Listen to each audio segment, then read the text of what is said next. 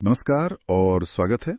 आज हम विज्ञान 2 के एक बहुत ही महत्वपूर्ण अध्याय पर गहराई से बात करने वाले हैं, सजीवों में जीवन प्रक्रियाएं भाग 2। नमस्कार। हाँ, और इसमें भी हमारा खास ध्यान रहेगा प्रजनन यानी रिप्रोडक्शन पर। बिल्कुल, क्योंकि ये बोर्ड परीक्षा के लिहाज से बहुत ही इम्पोर्टेंट टॉपिक है। हाँ, इसमें कई सारे कॉन्सेप्ट्स हैं जो समझने जरूरी हैं। तो हमारे पास जो जानकारी है वो पाठ्य पुस्तक पर आधारित है और आज कोशिश रहेगी कि हम प्रजनन के प्रकार, पौधों और इंसानों में ये कैसे होता है, इन सबको समझें और उन खास बिंदुओं पर भी ध्यान देंगे जो परीक्षा में पूछे जा सकते हैं। एकदम। तो शुरू करते हैं, है ना? मेरे मन में एक सवाल आ रहा है। जैसे हम कहते हैं पोषण जरूरी है, श्वसन जरूरी है जिंदा रहने के लिए। बहुत अच्छा सवाल है ये। देखिए, प्रजनन किसी एक जीव के लिए शायद उतना जरूरी न हो, लेकिन पूरी प्रजाति के लिए, मतलब स्पीशीज के अस्तित्व के लिए ये अनिवार्य है। अच्छा, प्रजाति के लिए? हाँ, इसी से तो कोई प्रजाति पीढ़ी दर पीढ़ी चलती रहती है, वो बनी रहती है और सिर्फ बनी ही नहीं रहती, विकसित भी होती है। एवोल्यूशन इसी से जुड़ा है। समझ गया, मतलब प्रजाति की निरंतरता और विकास के लिए जरूरी है। हाँ, तो परिभाषा यही हुई कि मौजूदा जीव से उसी प्रजाति का नया जीव बनना। बिल्कुल। और इसके ना दो मुख्य तरीके हैं सजीवों में। एक अलैंगिक, मतलब एसेक्सुअल रिप्रोडक्शन, और दूसरा लैंगिक यानी सेक्सुअल रिप्रोडक्शन। ठीक है, तो पहले अलैंगिक की बात करते हैं। इसमें जैसे नाम से लग रहा है, लिंग का कोई रोल नहीं है। हाँ, बिल्कुल। इसमें जैसे न युग्मक बनते हैं और न ही उनका संलयन या फ्यूजन होता है, और आमतौर पर सिर्फ एक ही जनक, एक ही पेरेंट काफी होता है। तो फिर नया जीव कैसे बनता है? ये समसूत्री कोशिका विभाजन माइटोसिस से होता है। आपने पढ़ा होगा, माइटोसिस में कोशिका बस अपनी कॉपी बनाती है। हाँ, मतलब जेरोक्स कॉपी जैसा। एग्जैक्टली। तो जो नया जीव बनता है वो आनुवांशिक रूप से, मतलब जेनेटिकली, बिल्कुल अपने जनक जैसा होता है, हूबहू। इसका फायदा क्या फिर? फायदा है रफ्तार। ये बहुत तेजी से होता है। अगर माहौल अच्छा है तो जनक अपनी संख्या फटाफट बढ़ा सकता है। लेकिन इसमें कोई नुकसान भी तो होगा, अगर सब एक जैसे हैं तो। हाँ, यही इसका बड़ा नुकसान है। इसमें आनुवांशिक विविधता, जेनेटिक वेरिएशन नहीं आती।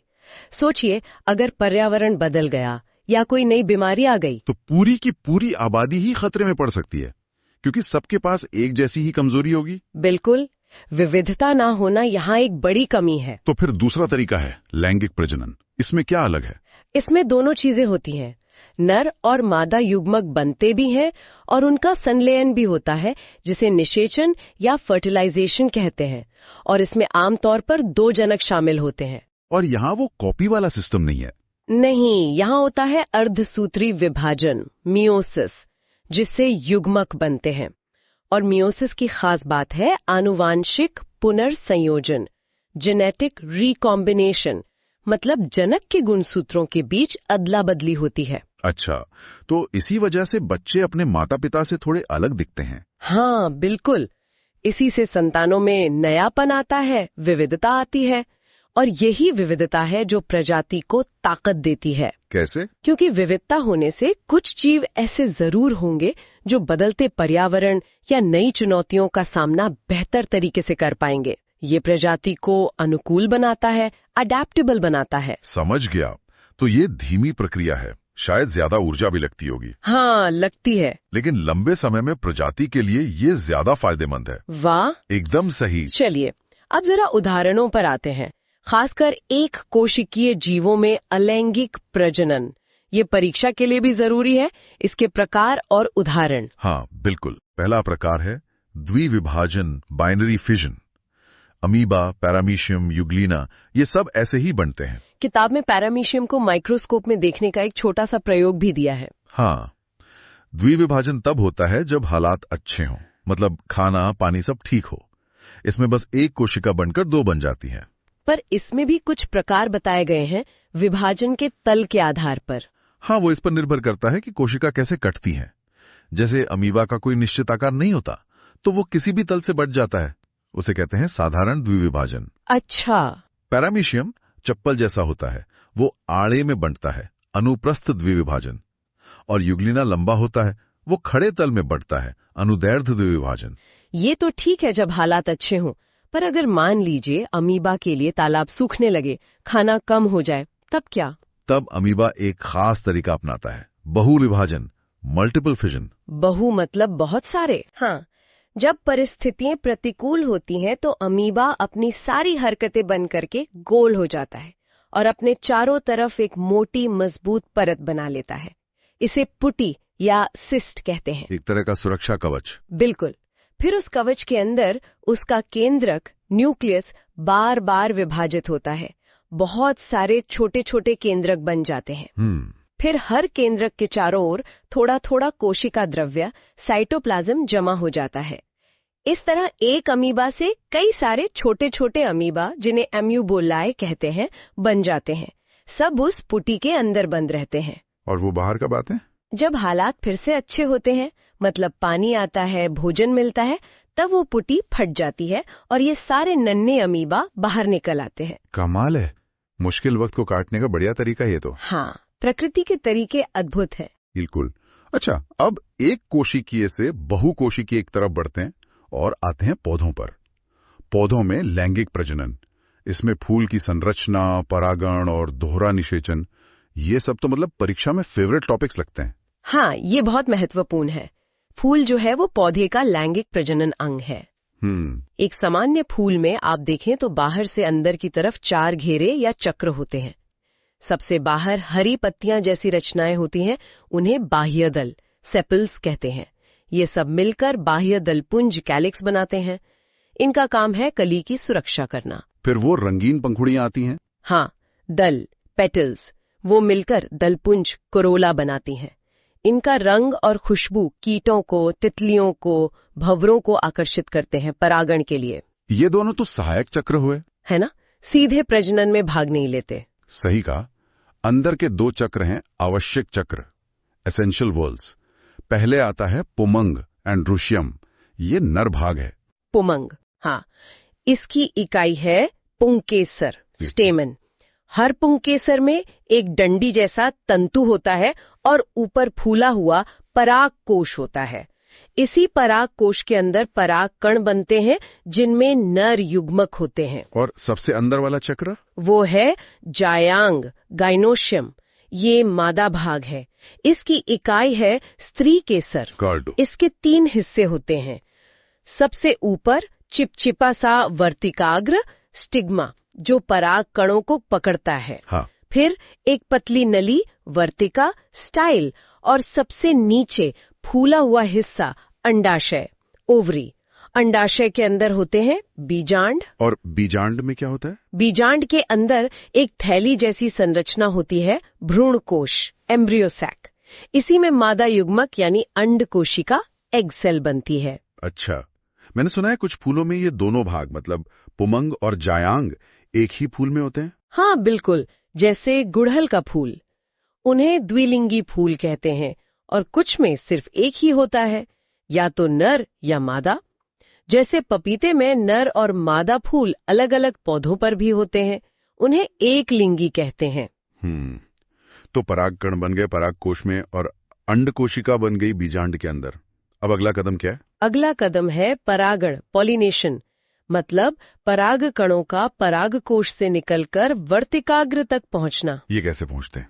हवा से उड़कर, हवा से भी, पानी से भी, कुछ जलीय पौधों में, और सबसे ज्यादा कीटों, पक्षियों या दूसरे जंतुओं की मदद से। अच्छा, मतलब कोई माध्यम चाहिए। हाँ, अगर परागकण उसी फूल के वर्तिकाग्र पर या उसी पौधे के दूसरे फूल पर गिरता है तो उसे स्वपरागण, सेल्फ पॉलिनेशन कहते हैं। और अगर दूसरे पौधे पर जाए तो? अगर वो उसी प्रजाति के किसी दूसरे पौधे के फूल के वर्तिकाग्र तक पहुंचता है तो उसे परपरागण, क्रॉस पॉलिनेशन कहते हैं। इसके लिए हवा, पानी, कीट, पक्षी, ये सब वाहक का काम करते हैं। मान लीजिए परागकण पहुंच गया वर्तिकाग्र पर। हाँ।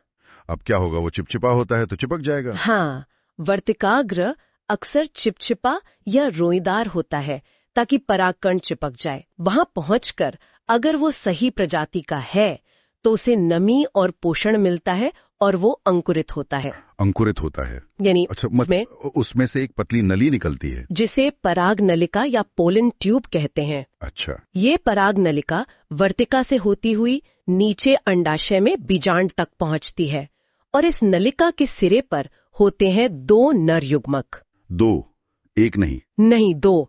और यहीं पर आवृत बीजी पौधों की सबसे अनोखी बात होती है, दोहरा निषेचन, डबल फर्टिलाइजेशन। ये बोर्ड परीक्षा के लिए बहुत बहुत महत्वपूर्ण है। दोहरा निषेचन, 2 बार फर्टिलाइजेशन। ये कैसे होता है? हाँ, वो पराग नलिका जब बीजांड के अंदर भ्रूणकोश में पहुंचती है तो वो अपने दोनों नर युग्मकों को वहां छोड़ देती है। अब वहां 2 महत्वपूर्ण घटनाएं होती हैं। कौन कौन सी? पहला, संलयन। एक नर युग्मक भ्रूणकोश में मौजूद अंड कोशिका के साथ जुड़ जाता है। इससे बनता है युग्मनज, जाइगोट। यही युग्मनज आगे चलकर भ्रूण बनेगा, जिससे नया पौधा उगेगा। ठीक है, ये तो सामान्य निषेचन जैसा लग रहा है। अब दूसरे नर युग्मक का क्या? दूसरा नर युग्मक भ्रूणकोश के केंद्र में मौजूद 2 ध्रुवीय केंद्रकों, पोलर न्यूक्लियाई के साथ जुड़ जाता है। ध्यान दीजिए, यहाँ 3 केंद्रक मिल रहे हैं, एक नर युग्मक और 2 ध्रुवीय केंद्रक। हाँ, 3। इससे एक त्रिगुणित ट्राइप्लॉइड 3N कोशिका बनती है, जो विकसित होकर भ्रूणपोष एंडोस्पर्म बनाती है। भ्रूणपोष, ये क्या चीज है? ये है पोषण देने वाला ऊतक। मतलब ये उस विकासशील भ्रूण के लिए भोजन का भंडार है। अरे वाह, क्या गजब का सिस्टम है। मतलब एक निषेचन से बना बच्चा यानी भ्रूण और दूसरे निषेचन से बना बच्चे का टिफिन बॉक्स यानी भ्रूणपोष। हाँ, आप ऐसे समझ सकते हैं। ये सुनिश्चित करता है कि भ्रूण को शुरुआती विकास के लिए भरपूर पोषण मिले। अद्भुत। तो निषेचन के बाद वो जो बीजांड था वो बीज बन जाता है? हाँ, और पूरा अंडाशय फल में बदल जाता है। फल बीजों की सुरक्षा भी करता है और उनके फैलने में मदद भी करता है। और फिर जब उस बीज को सही मिट्टी, पानी, हवा मिलती है तब वो अंकुरित होता है और एक नन्हा पौधा बाहर आता है। हाँ, किताब में चने या मूंग को भिगोकर अंकुरण देखने का प्रयोग भी है। हाँ, देखा है। बहुत बढ़िया। पौधों का सिस्टम तो काफी जटिल और दिलचस्प है। बिल्कुल। चलिए, अब पौधों से आगे बढ़कर हम इंसानों पर आते हैं। मानव में लैंगिक प्रजनन, इसमें भी नर और मादा प्रजनन तंत्र, युग्मक कैसे बनते हैं, निषेचन, लिंग निर्धारण और खास तौर पर मासिक धर्म चक्र, ये सब परीक्षा के लिए हॉट टॉपिक्स हैं। हाँ, ये सब बहुत जरूरी है। किताब में एक बात और लिखी है, विवाह की न्यूनतम कानूनी उम्र लड़कियों के लिए 18 और लड़कों के लिए 21 साल। ये सामाजिक स्वास्थ्य से जुड़ा एक जरूरी पहलू है। हाँ, ये शारीरिक और मानसिक परिपक्वता के लिए महत्वपूर्ण है। अच्छा, तो पहले नर प्रजनन तंत्र, मेल रिप्रोडक्टिव सिस्टम की बात करें। हाँ, बताइए। मुख्य अंग है एक जोड़ी वृषण, टेस्टिस, जो शरीर के बाहर एक थैली, वृषण कोश में लटके होते हैं। बाहर क्यों होते हैं? क्योंकि शुक्राणु बनने के लिए शरीर के सामान्य तापमान से लगभग 2-3 डिग्री सेल्सियस कम तापमान चाहिए होता है, जो वृषण कोश में मिलता है। अच्छा, तो शुक्राणु बनते कहाँ हैं वृषण में? वृषण के अंदर बहुत सारी बारीक नलिकाएं होती हैं, शुक्रजनक नलिकाएं, सेमिनिफेरस ट्यूब्यूल्स। इन्हीं में अर्धसूत्री विभाजन से शुक्राणु बनते हैं। फिर बनने के बाद ये कहाँ जाते हैं? बनने के बाद ये अधिवृषण में जाते हैं, जो वृषण से जुड़ी एक बहुत लंबी, करीब 6 मीटर तक की कुंडलित नलिका है। यहाँ वो परिपक्व होते हैं और स्टोर होते हैं। 6 मीटर, कमाल है। फिर वहां से शुक्रवाहिनी, वाज डिफरेंस नाम की नलिका इन्हें ऊपर ले जाती है। रास्ते में कुछ ग्रंथियां जैसे शुक्राशय, सेमिनल वेसिकल्स, प्रोस्टेट ग्रंथि, प्रोस्टेट ग्लैंड और कूपर्स ग्रंथि, काउपर्स ग्लैंड अपने स्राव इसमें मिलाती हैं। इन स्रावों का क्या काम है? ये शुक्राणुओं को पोषण देते हैं, उन्हें गति करने के लिए माध्यम देते हैं और उनकी सुरक्षा भी करते हैं। शुक्राणु और इन स्रावों का मिश्रण ही वीर्य यानी सेमेन कहलाता है। अंत में ये मूत्र मार्ग से शरीर से बाहर निकलता है। समझ गया, ये हुआ नर तंत्र। अब मादा प्रजनन तंत्र के बारे में बताइए। इसके मुख्य अंग पेट के निचले हिस्से में शरीर के अंदर होते हैं। एक जोड़ी अंडाशय, ओवरी, इनका काम है अंड कोशिका, ओवम या एग बनाना और साथ ही एस्ट्रोजन और प्रोजेस्टेरॉन जैसे महत्वपूर्ण हार्मोन बनाना। ठीक है, अंडाशय के अलावा? फिर है एक जोड़ी अंडवाहिनी, ओविडक्ट या फैलोपियन ट्यूब। ये नलिकाएं अंडाशय से निकलकर गर्भाशय तक जाती हैं। निषेचन ज्यादातर इन्हीं नलिकाओं में होता है। अच्छा, फैलोपियन ट्यूब में? हाँ, फिर एक नाशपाती के आकार का थैलीनुमा अंग है गर्भाशय, यूटेरस। यहीं पर निषेचित अंडाणु यानी भ्रूण आकर स्थापित होता है और पूरे 9 महीने तक विकसित होता है। और अंत में है योनि। ठीक है, अब ये युग्मक बनने की प्रक्रिया, जिसे गैमेटोजेनेसिस कहते हैं, इसमें पुरुषों और महिलाओं में क्या कोई खास फर्क है? हाँ, बहुत बड़ा फर्क है। पुरुषों में शुक्राणु बनने की प्रक्रिया स्पर्मेटोजेनेसिस यौवनारंभ प्यूबर्टी से शुरू होती है और आमतौर पर बुढ़ापे तक चलती रहती है। मतलब लगातार शुक्राणु बनते रहते हैं। और महिलाओं में? महिलाओं में अंड कोशिका बनने oogenesis की शुरुआत तो उनके अपने जन्म से पहले भ्रूण अवस्था में ही हो जाती है, लेकिन वो अपरिपक्व अवस्था में रुक जाती हैं। जन्म से पहले ही? हाँ, फिर यौवनारंभ से लेकर रजोनिवृत्ति मेनोपॉज, जो करीब 45-50 साल की उम्र में होती है, तब तक हर महीने आमतौर पर सिर्फ एक अंड कोशिका परिपक्व होती है और अंडाशय से बाहर निकलती है। सिर्फ एक? और किताब में लिखा है कि एक महिला अपने पूरे जीवन में लगभग 400 अंडे ही रिलीज करती है। हाँ, औसतन यही संख्या है। एक और बात उसमें लिखी थी कि अगर ज्यादा उम्र में गर्भधारण होता है तो डाउन सिंड्रोम जैसी कुछ समस्याओं का खतरा बढ़ जाता है। ऐसा क्यों? माना जाता है कि अंड कोशिकाएं उम्र के साथ थोड़ी कमजोर हो सकती हैं। उनमें अर्धसूत्री विभाजन के समय गुणसूत्रों का बंटवारा ठीक से न होने की आशंका थोड़ी बढ़ जाती है, जिससे ऐसी आनुवांशिक गड़बड़ियां हो सकती हैं। ओके, तो अंड कोशिका निकल गई अंडाशय से, अब निषेचन फर्टिलाइजेशन कैसे होता है? मैथुन के दौरान वीर्य योनि में छोड़ा जाता है। उसमें लाखों शुक्राणु होते हैं। वो तैरते हुए गर्भाशय से होकर अंडवाहिनी तक पहुंचते हैं। अगर उस समय वहां अंड कोशिका मौजूद है, जो महीने में सिर्फ कुछ समय के लिए ही होती है। हाँ, अंडोत्सर्ग के बाद वो लगभग 24 घंटे तक ही जीवित रहती है।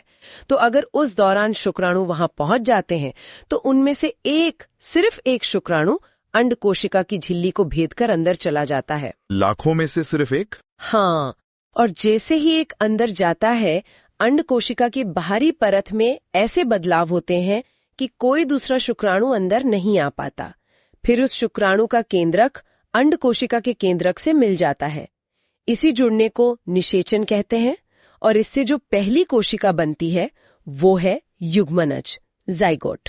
और बच्चे का लिंग लड़का होगा या लड़की, ये भी इसी समय तय होता है? ये समझना बहुत जरूरी है, परीक्षा में भी आता है। हाँ, ये निषेचन के समय ही तय हो जाता है। देखिए, हर अंड कोशिका में लिंग गुणसूत्र हमेशा X ही होता है। ठीक है, फीमेल में XX होते हैं तो अंडे में X ही आएगा। बिल्कुल, लेकिन पुरुषों में XY होते हैं। तो उनके जो शुक्राणु बनते हैं उनमें से आधे में X गुणसूत्र होता है और बाकी आधे में Y गुणसूत्र। अच्छा, दो तरह के शुक्राणु बनते हैं। हाँ, अब अगर X वाला शुक्राणु अंड कोशिका X से मिलता है तो युग्मनज बनेगा XX, नतीजा लड़की। और अगर Y वाला शुक्राणु मिलता है तो युग्मनज बनेगा XY, नतीजा लड़का। मतलब ये पूरी तरह से पिता के शुक्राणु पर निर्भर करता है कि बच्चा लड़का होगा या लड़की। माँ का इसमें कोई रोल नहीं है। बिल्कुल। समाज में जो गलत धारणाएं हैं कि लिंग के लिए महिला जिम्मेदार है, वो वैज्ञानिक रूप से सरासर गलत है। ये पूरी तरह से योग्य है कि X वाला शुक्राणु निषेचित करता है या Y वाला। ये बात साफ होनी चाहिए। अच्छा, निषेचन हो गया, युग्मनज बन गया, अब इसका क्या होता है? युग्मनज में तुरंत समसूत्री विभाजन शुरू हो जाता है।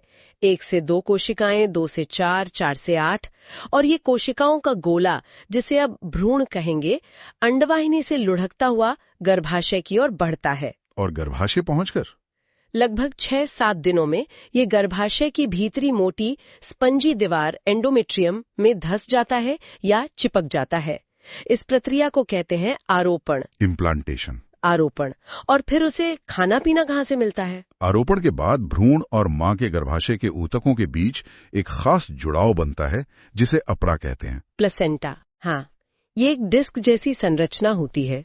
इसी के जरिए मां के खून से ऑक्सीजन, पोषक तत्व भ्रूण तक पहुंचते हैं और भ्रूण के जो बेकार पदार्थ हैं वो मां के खून में वापस चले जाते हैं ताकि मां का शरीर उन्हें बाहर निकाल सके। मतलब ये एक तरह का लाइफ सपोर्ट सिस्टम है भ्रूण के लिए। बिल्कुल। और भ्रूण गर्भाशय के अंदर एक थैली में एमनियोटिक द्रव में सुरक्षित तैरता रहता है। यहाँ उसका विकास लगभग 9 महीने तक चलता है। और 9 महीने पूरे होने पर जब भ्रूण का विकास पूरा हो जाता है तो मां के शरीर में हार्मोनल सिग्नल जाते हैं। गर्भाशय की मांसपेशियों में जोर जोर से संकुचन, कंट्रैक्शंस शुरू होते हैं, जिन्हें प्रसव पीड़ा या लेबर पेन्स कहते हैं। इन्हीं संकुचनों से शिशु योनि मार्ग से बाहर आता है। इस प्रक्रिया को प्रसव पार्चुरेशन कहते हैं। ये तो हुई बच्चे के जन्म की प्रक्रिया, लेकिन महिलाओं में जो हर महीने एक चक्र चलता है, मासिक धर्म चक्र, मेंस्ट्रुअल साइकिल, वो क्या है? ये भी परीक्षा के लिए बहुत जरूरी है। द्वारा नियंत्रित चक्रीय बदलाव है। औसतन ये 28 दिन का होता है, पर थोड़ा कम ज्यादा हो सकता है। इसका मकसद क्या है? इसका मकसद है शरीर को हर महीने संभावित गर्भावस्था के लिए तैयार करना। इसमें अंडाशय और गर्भाशय दोनों में बदलाव होते हैं। कौन से हार्मोन इसे कंट्रोल करते हैं? 4 मुख्य हार्मोन हैं। दिमाग में पीयूष ग्रंथि पिट्यूटरी ग्लैंड से निकलते हैं FSH फॉलिकल स्टिमुलेटिंग हार्मोन और LH ल्यूटिनाइजिंग हार्मोन, और अंडाशय से निकलते हैं एस्ट्रोजन और प्रोजेस्टेरॉन। अच्छा, तो ये चक्र काम कैसे करता है? इसके चरण क्या हैं? चक्र के पहले चरण में, जो मासिक स्राव के पहले दिन से गिना जाता है, FSH अंडाशय में कुछ पुटकों को बढ़ने के लिए प्रेरित करता है। हर पुटक के अंदर एक अंड कोशिका होती है। गर्भाशय की अंदरूनी परत एंडोमेट्रियम को मोटा और रक्त वाहिकाओं से भरपूर बनाता है। मतलब गर्भाशय को तैयार कर रहा है। हाँ, भ्रूण के आरोपण के लिए बिस्तर तैयार हो रहा है। फिर चक्र के लगभग बीच में, करीब 14वें दिन, LH हार्मोन का स्तर अचानक बहुत बढ़ जाता है। इसे LH सर्ज कहते हैं। LH सर्ज, इसका क्या असर होता है? इसके असर से वो परिपक्व पुटक फट जाता है और उसमें से अंड कोशिका बाहर निकलकर अंडवाहिनी में आ जाती है। इसी घटना को अंडोत्सर्ग कहते हैं। यही वो समय है जब निषेचन संभव है। ओके, ओव्यूलेशन हो गया। अब आगे? अंडोत्सर्ग के बाद अंडाशय में वो जो फटा हुआ पुटक बचा था, वो एक पीली सी ग्रंथि जैसी संरचना में बदल जाता है, जिसे पीतपिंड कॉर्पस ल्यूटियम कहते हैं। Corpus lutein? हाँ, ये पीतपिंड मुख्य रूप से प्रोजेस्टेरॉन हार्मोन बनाता है, थोड़ा एस्ट्रोजन भी। प्रोजेस्टेरॉन एंडोमेट्रियम को और ज्यादा विकसित करता है और उसे बनाए रखता है, ताकि अगर निषेचन हो जाए तो भ्रूण आसानी से आरोपित हो सके। ये तो हुई तैयारी अगर निषेचन हो जाए, पर अगर ना हो तो? अगर अंड कोशिका का निषेचन शुक्राणु से नहीं होता है, तो अंडोत्सर्ग के लगभग 10-12 दिन बाद वो पीतपिंड अपने आप नष्ट होने लगता है। अच्छा। उसके नष्ट होने से प्रोजेस्टेरॉन और एस्ट्रोजन का स्तर खून में तेजी से गिर जाता है। इन हार्मोन्स का सहारा हटते ही गर्भाशय की वो मोटी परत एंडोमेट्रियम टूटकर झड़ने लगती है। उसमें जो रक्त वाहिकाएं थीं वो फट जाती हैं। और फिर? यही टूटा हुआ ऊतक और रक्त योनि मार्ग से शरीर से बाहर निकलता है। ये स्राव 3 से 5 दिन तक चल सकता है। इसी को मासिक स्राव, रजोधर्म या मेंस्ट्रुएशन कहते हैं। और जैसे ये खत्म होता है, फिर से FSH रिलीज होना शुरू हो जाता है और अगला चक्कर शुरू हो जाता है। बिल्कुल, ये एक सतत चक्र है। हाँ, गर्भावस्था के दौरान और बच्चे को स्तनपान कराने के समय ये चक्र अस्थायी रूप से रुक जाता है और रजो निवृत्ति के बाद स्थायी रूप से बंद हो जाता है। किताब में इस दौरान साफ सफाई का ध्यान रखने पर भी जोर दिया गया है। हाँ, व्यक्तिगत स्वच्छता बहुत जरूरी है, ताकि कोई संक्रमण न हो। पैड्स या टैम्पॉन्स नियमित रूप से बदलने चाहिए। ठीक है, ये तो हुआ मासिक चक्र। अब प्रजनन से जुड़े कुछ और मुद्दों पर आते हैं, जैसे प्रजनन स्वास्थ्य, रिप्रोडक्टिव हेल्थ। कई बार ऐसा होता है कि दंपति कोशिश करते हैं पर संतान नहीं हो पाती। हाँ, संतानहीनता या इनफर्टिलिटी एक समस्या हो सकती है। इसके कई कारण हो सकते हैं। पुरुषों में शुक्राणुओं की संख्या कम होना, उनकी गुणवत्ता ठीक न होना या कोई रुकावट होना। महिलाओं में अंडोत्सर्ग में दिक्कत होना, अंडवाहिनी बंद होना या गर्भाशय में कोई समस्या होना। तो क्या विज्ञान इसमें कुछ मदद कर सकता है? हाँ, बिल्कुल। अब कई आधुनिक तकनीकें आ गई हैं। सबसे जानी मानी है IVF। IVF मतलब वो टेस्ट ट्यूब बेबी वाला? हाँ, आम भाषा में वही कहते हैं। IVF का मतलब है इन विट्रो फर्टिलाइजेशन, यानी शरीर के बाहर निषेचन।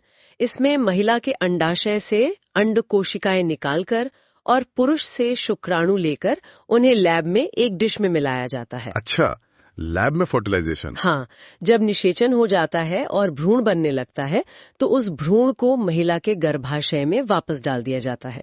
अगर वो सफलतापूर्वक आलोपित हो गया, तो सामान्य गर्भावस्था की तरह आगे बढ़ता है। ये तो कमाल की तकनीक है। और सरोगेसी क्या होती है? सरोगेसी तब अपनाई जाती है जब महिला का गर्भाशय किसी कारण से भ्रूण को धारण करने या पालने में सक्षम नहीं होता। इसमें आईवीएफ द्वारा दंपति का भ्रूण तो बनाया जाता है, लेकिन उसे किसी दूसरी स्वस्थ महिला, जिसे सरोगेट मां कहते हैं, के गर्भाशय में आरोपित किया जाता है। मतलब बच्चा किसी और महिला के गर्भ में पलता है? हाँ, वो महिला बच्चे को 9 महीने पालती है और जन्म देती है, लेकिन आनुवंशिक रूप से बच्चा उसी दंपति का होता है जिनके अंडे और शुक्राणु इस्तेमाल हुए थे। इसके लिए कानूनी प्रक्रियाएं होती हैं। किताब में वीर्य बैंक या स्पर्म बैंक का भी जिक्र है। हाँ, ये वो जगह है जहाँ पुरुषों के वीर्य को बहुत कम तापमान पर जमा करके लंबे समय तक सुरक्षित रखा जा सकता है। इसका क्या उपयोग है? कई उपयोग हैं, जैसे अगर किसी पुरुष को कैंसर का इलाज कराना है जिससे उसकी प्रजनन क्षमता खत्म हो सकती है, तो वो इलाज से पहले अपना वीर्य जमा करा सकता है। या फिर जिन पुरुषों के वीर्य में शुक्राणु नहीं बनते, वो डोनर स्पर्म का इस्तेमाल कर सकते हैं। समझ गया। ये तो हुई तकनीकें। अब एक और बड़ा मुद्दा है, जनसंख्या विस्फोट, मतलब पॉपुलेशन एक्सप्लोजन। हाँ, ये गंभीर चिंता का विषय है, खासकर भारत जैसे विकासशील देशों के लिए। किताब में 1901 से 2011 तक के भारत के आंकड़े भी दिए हैं, जो दिखाते हैं कि आबादी कितनी तेजी से बढ़ी है। इसके क्या बुरे असर होते हैं? असर तो बहुत सारे हैं और साफ दिखते हैं। बेरोजगारी बढ़ती है, प्रति व्यक्ति आय कम होती है, भोजन, पानी, आवास, शिक्षा, स्वास्थ्य सेवाएं, इन सब पर भारी दबाव पड़ता है। हमारे प्राकृतिक संसाधन जैसे जंगल, जमीन, पानी तेजी से खत्म हो रहे हैं, प्रदूषण बढ़ रहा है। तो इसका समाधान क्या है? समाधान एक ही है, परिवार नियोजन। मतलब लोगों को जागरूक करना कि छोटा परिवार रखें, बच्चों के जन्म में अंतर रखें। इसके लिए गर्भ निरोधक उपायों की जानकारी और उपलब्धता बढ़ाना बहुत जरूरी है। सही कहा। और आखिर में किताब में कुछ यौन संचारित रोगों एसटीडीज का भी जिक्र है, जैसे सिफिलिस और गोनोरिया। हाँ, ये जानना भी जरूरी है। ये रोग असुरक्षित यौन संबंधों से फैलते हैं। सिफिलिस और गोनोरिया दोनों जीवाणु बैक्टीरिया से होते हैं। इनके लक्षण क्या होते हैं? लक्षण अलग अलग हो सकते हैं, जैसे जननांगों पर या शरीर के दूसरे हिस्सों पर घाव या छाले, चैनक्रे, त्वचा पर दाने निकलना, जननांगों में सूजन या खुजली, पेशाब करते समय जलन या दर्द होना, मवाद जैसा स्राव आना, गले या आंखों में संक्रमण होना, बुखार आना। इनसे बचाव कैसे हो सकता है? सबसे जरूरी है सुरक्षित यौन व्यवहार अपनाना। कॉन्डम का इस्तेमाल काफी हद तक इनसे बचाता है। अगर कोई लक्षण दिखें तो तुरंत डॉक्टर से मिलना चाहिए, झिझकना नहीं चाहिए, क्योंकि इनका इलाज संभव है, खासकर अगर जल्दी पता चल जाए। बहुत जरूरी जानकारी है ये। बिल्कुल। प्रजनन स्वास्थ्य सिर्फ बच्चे पैदा करने तक सीमित नहीं है, इसमें ये सब पहलू भी शामिल है। तो आज हमने काफी विस्तार से बात की। प्रजनन क्यों जरूरी है, उसके दो मुख्य तरीके, अलैंगिक और लैंगिक, पौधों में वो खास दोहरा निषेचन जो परीक्षा के लिए भी महत्वपूर्ण है। हाँ, और फिर इंसानों में नर और मादा प्रजनन तंत्र की बनावट और काम, युग्मक कैसे बनते हैं, निषेचन कैसे होता है, लिंग का निर्धारण कैसे होता है, और वो पूरा मासिक धर्म चक्र, हार्मोन्स का खेल, ये सब समझा। ये सारे टॉपिक्स बोर्ड परीक्षा के नजरिए से बहुत अहम हैं। बिल्कुल। साथ ही हमने ये भी देखा कि अगर संतान प्राप्ति में दिक्कत हो तो आईवीएफ और सरोगेसी जैसी तकनीकें कैसे मदद कर सकती हैं। हाँ, और जनसंख्या नियंत्रण की जरूरत क्यों है, परिवार नियोजन का महत्व क्या है, और यौन संचारित रोगों से कैसे बचा जा सकता है। कुल मिलाकर ये सिर्फ एक बायोलॉजिकल प्रक्रिया नहीं है, ये हमारे व्यक्तिगत स्वास्थ्य, परिवार, समाज और पर्यावरण सबसे जुड़ा हुआ है। सही कहा। वाकई जीव विज्ञान की दुनिया कितनी जटिल और आकर्षक है। हाँ, है तो। और जाते जाते एक सवाल श्रोताओं के सोचने के लिए छोड़ जाते हैं। हाँ, जरूर। जैसे जैसे हम प्रजनन तकनीक और जेनेटिक्स में और आगे बढ़ रहे हैं, भविष्य में मानव प्रजनन और शायद आनुवंशिक चयन को लेकर हमें किन नैतिक उसूलों, किन एथिकल बाउंड्रीज का ध्यान रखना होगा, इस पर सोचना जरूरी है। बहुत गहरा सवाल है, सोचने वाली बात है।